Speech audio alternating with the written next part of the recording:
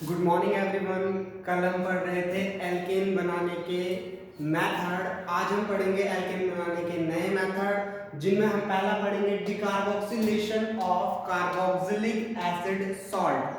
Carboxylic acid का जो salt होता है उसका डिकार्बोक्सिलेशन कैसे किया जाता है। तो कभी भी किसी भी कार्बोक्सिलिक एसिड के सॉल्ट की रिएक्शन जब हम NaOH के साथ कराते हैं तो हमें एल्केन मिलता है। तो हम लिख देंगे decarboxylation of carboxylic acid salt with sodium hydroxide gives alkane. ठीक है, तो पहले हम लिखेंगे कि कभी भी डिकार्बोक्सिलेशन ऑफ कार्बोक्सिलिक एसिड का जो सॉल्ट बनता है, कार्बोक्सिलिक एसिड का फॉर्मूला होता है RCOOH। और अगर इसके सॉल्ट की बात की जाए तो इसका सॉल्ट होगा RCOONA। इसकी रिएक्शन हम करेंगे NaOH के साथ, सोडियम हाइड्रोक्साइड के साथ, in the presence of CaO as a catalyst. CaO की प्रेजेंस में हम लोग यहाँ decarboxylation of carboxylic acid salt कराएंगे। तो आपका क्या हो जाएगा, ये बी सेंट्रल टर्म जो इतना है COO and 2Na, that means Na2CO3 आपका अलग हो जाएगा, सोडियम बाइकार्बोनेट आपका अलग हो गया Na2CO3।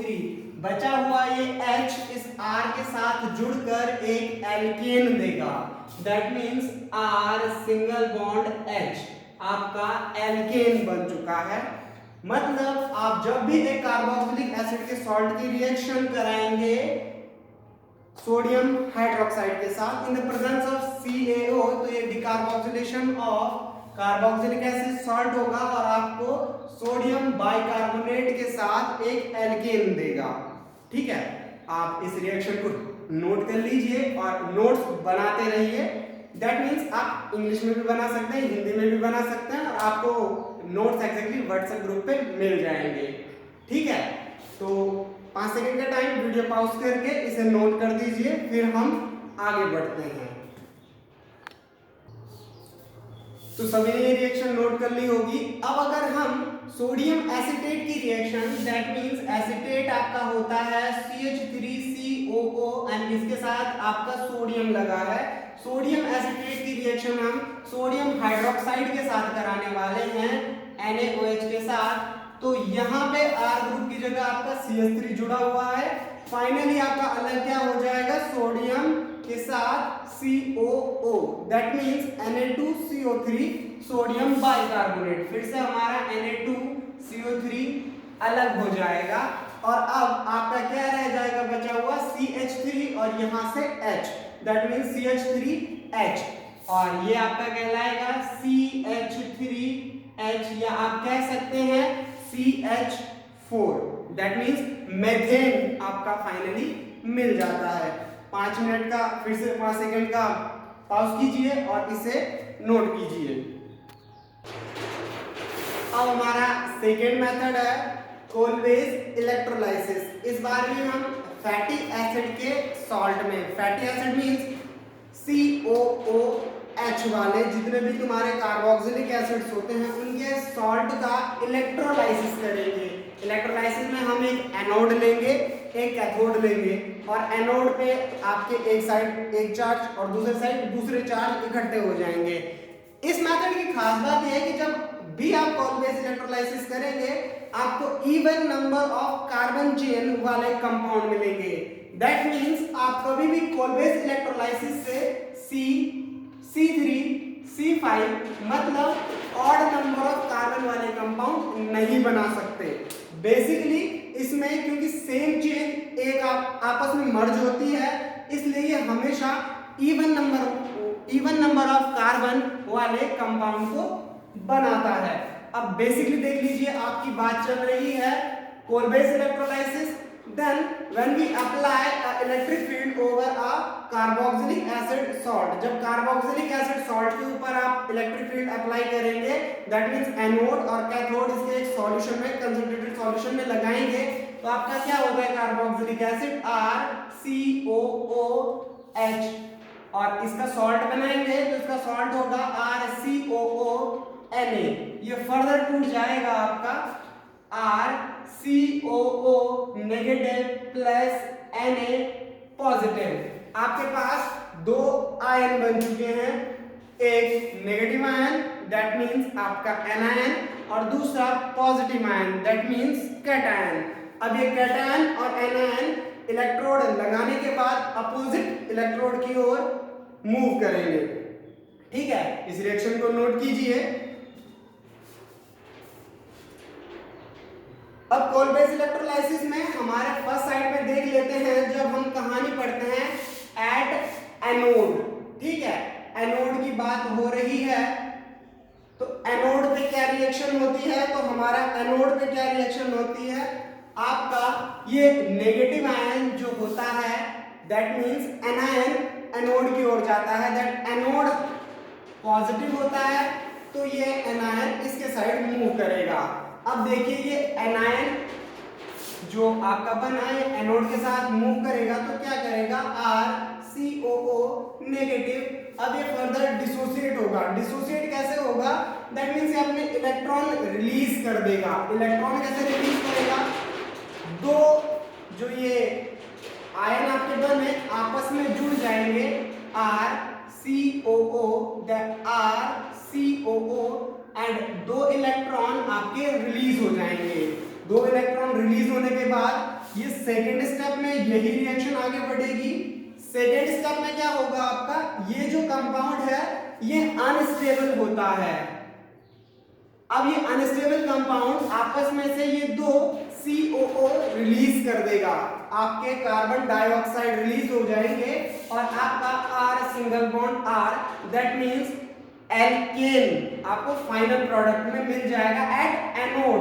एनोड पे आपको मिलता है alkane, that R single bond COO, that R single bond COO when ये फर्दर होती है रिएक्शन, तो आपका R सिंगल बॉन्ड R बनता है और 2CO2 गैस आपकी रिलीज हो जाती है। ये रिएक्शन होती है आपकी पूरी की पूरी एनोड पे। अब हम बात करते हैं कैथोड पे क्या होगा। ठीक है, कैथोड की कहानी पढ़ लेते हैं। पहले आप ये एनोड वाला वीडियो पॉज करके नोट कर दीजिए। अब देखिए हमारे पास यहाँ दो इलेक्ट्रॉन बचे हुए थे और यहाँ हमारा कौन सा आयन है, कैटायन। कैटायन जो हमारा सोडियम का है, सोडियम के दो कैटायन, क्योंकि यहाँ आपके दो एनायन बने थे तो सेम दो कैटायन बने होंगे इससे टूटकर। अब दो कैटायन जो बने इन्होंने दो इलेक्ट्रॉन्स को एक्सेप्ट कर लिया, आपका Na बना दिया। अब ये Na तो बना लेकिन ये एक सॉल्यूशन है और सॉल्यूशन में क्या होता है आपका H2O वाटर, देन H2O आपका Na के साथ रिएक्शन करेगा और Na के साथ रिएक्शन करके आपको फाइनल प्रोडक्ट की फॉर्म में क्या मिल जाएगा, सोडियम हाइड्रोक्साइड। आपके दो बने और ये आगे जाके रिएक्शन करके आपको क्या देंगे, सोडियम हाइड्रोक्साइड के दो मॉलिक्यूल। तो आपका एनोड पे तो बना एल्केन और कैथोड पे क्या बन गया आपका सोडियम हाइड्रोक्साइड। नोट कर दीजिए इसे। अब देखिए ये रिएक्शन बैलेंस नहीं है, बैलेंस करने के लिए क्या करेंगे, हम नेक्स्ट स्टेप में से बैलेंस कर लेते हैं। दैट मींस यहाँ O एक है जबकि यहाँ हमारे दो मिलने चाहिए दो सोडियम के लिए, तो अगले स्टेप में से बैलेंस कर लेते हैं। H2O प्लस 2Na आपका हम 2 ऑक्सीजन के मॉलिक्यूल बनाने के लिए वाटर के दो मॉलिक्यूल्स ले लेते हैं। ऑक्सीजन के दो एटम मिलेंगे हमें और यहाँ आपका बन जाएगा 2NaOH। बचा हुआ एक हाइड्रोजन पहले वाले मॉलिक्यूल से और दूसरा हाइड्रोजन दूसरे वाले मॉलिक्यूल से आपका एक हाइड्रोजन गैस का एटम मॉलिक्यूल देगा। ठीक है, और ये मॉलिक्यूल हाइड्रोजन गैस की फॉर्म में रिलीज हो जाएगा। दैट मींस आपके यहाँ कार्बन डाइऑक्साइड गैस रिलीज होती है एनोड पे और हाइड्रोजन गैस रिलीज होती है किस पे, कैथोड पे। ये कोलबेस इलेक्ट्रोलाइसिस का मेन फंक्शन है। अब इस कोलबेस इलेक्ट्रोलाइसिस का मेन फंक्शन तो हमने कर लिया कि एनोड पे क्या होता है, कैथोड पे क्या होता है। दैट मींस समराइज मैकेनिज्म हमने कर ली है। अब इस रिएक्शन को लिखा कैसे जाता है, लिखा कैसे जाता है, तो पहले हम ले लेते हैं एक अच्छा सा example. That means R chain की जगह जो हमारी एल्केन का मेन चेन है, अल्काइल चेन, इस अल्काइल चेन की जगह हम CH3 ले लेते हैं, जो सबसे छोटा अल्काइल चेन होता है मिथाइल। अब मिथाइल चेन के साथ CH3COONA, ठीक है। तो कमेंट करके बता दीजिए कि इस CH3CONA को हमने पिछली रिएक्शन में क्या नाम दिया था। दैट मींस डिकार्बोक्सिलेशन की रिएक्शन में हमने से एक नाम दिया था। इस